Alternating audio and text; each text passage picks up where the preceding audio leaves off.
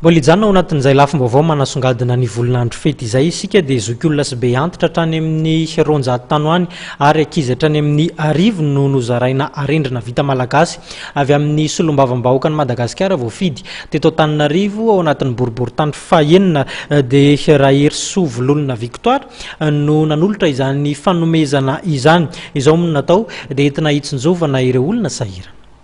Tsy nanadin'ireo ankizy indrindra fa ireo zoky olona eny amin'ny boriboritany fahaenina ny solombavam-bahoaka voafidy teny an-toerana Rahery Sovololona Victoire ao anatin'izao fankalazana ny 550 taona nahazoan'i Madagasikara ny fahaleovan-tena izao. Ankizy miisa 10 nahazo arendrina vita malagasy entina hankalazana ny fetim-pirenena ary zoky olona miisa 200 no nozaraina bodofotsy izay ao anatin'ny fokontany miisa 230 eto amin'ny boriboritany fahaenina androany. Hetsika izay natao indrindra hitsinjovana ny sosialim-bahoaka. Nisy ny fiara-miasa tamin'ny fokontany nentina ny safidianana ny olona nahazo izany. Olona tena sahirana zany no noraisina androany.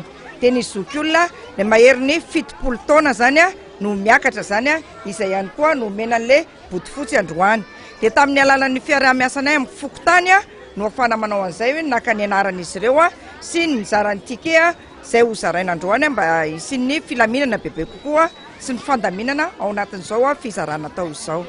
Mbola toy ny hetsika sosialy tanterahin'ny solombavam-bahoaka ny boriboritany fahaenina izao taorian'ny fanaovana famorana faobe an'ireo zazalahy misy 520 tao anatin'ny boriboritany voafidy azy.